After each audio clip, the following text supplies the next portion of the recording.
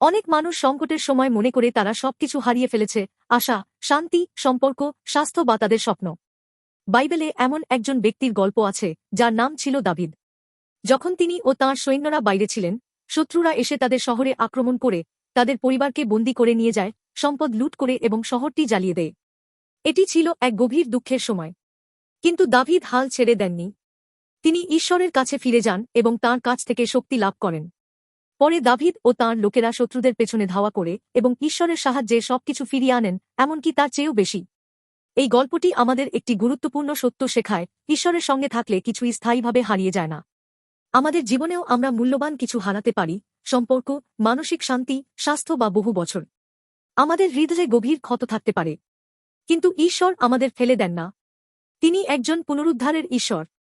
আমাদের পুরোপুরি পুনরুদ্ধার করতে ঈশ্বর তাঁর পুত্র যীশু খ্রিস্টকে পাঠিয়েছেন। যীশু প্রথমেই আমাদের ঈশ্বরের সঙ্গে সম্পর্ক পুনরুদ্ধার করতে এসেছেন। পাপ আমাদের সেই সম্পর্ক ভেঙে দিয়েছিল। কিন্তু যীশু আমাদের পাপের জন্য ক্রুশে মৃত্যুবরণ করেছেন এবং আমাদের ঈশ্বরের সঙ্গে পুনরায় মিলিত করেছেন। এটি শুধু ক্ষমা নয়, এটি একটি নতুন জীবন। যোহন 1:0:1 এ যীশু বলেন, আমি এসেছি যাতে তারা জীবন পায় এবং পরিপূর্ণভাবে পায়। তিনি শুধু আরোগ্য নয়, একটি নতুন পরিচয়, আশা ও শান্তিও দিতে চান। সত্যিকারের পুনরুদ্ধার যীশুর মাধ্যমে শুরু হয়। তিনি আমাদের হারানো সবকিছু ফিরিয়ে দিতে পারেন, সম্পূর্ণভাবে।